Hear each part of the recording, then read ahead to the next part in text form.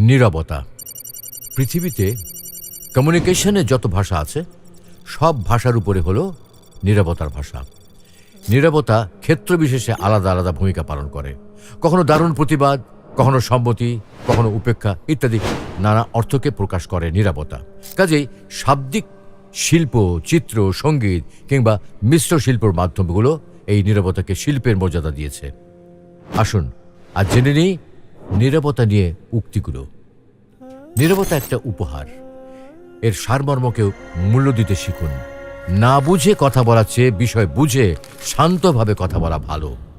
কখনো কখনো নীরবতাকে কথা বলতে দেওয়া ভালো।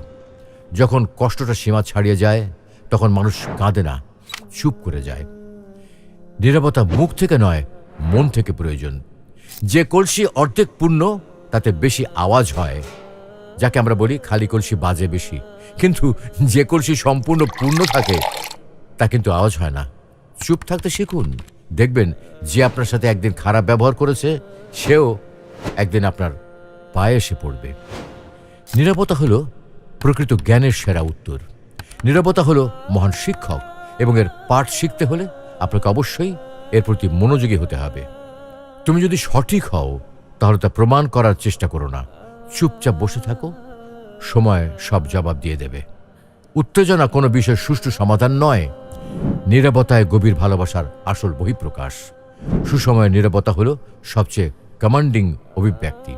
একজন শান্ত মানুষের সংকল্পকে অবমূল্যায়ন করবেন না। নীরবতা কথা বলে যখন শব্দ নিজে থেকে চুপ হয়ে যায়।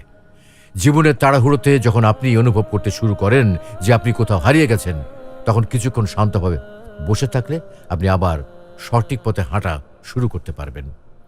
কথা বলার জন্য যে শক্তি আর যোগ্যতার প্রয়োজন, চুপ থাকার জন্য তার চেয়ে অনেক বেশি শক্তি আর যোগ্যতার প্রয়োজন হয়।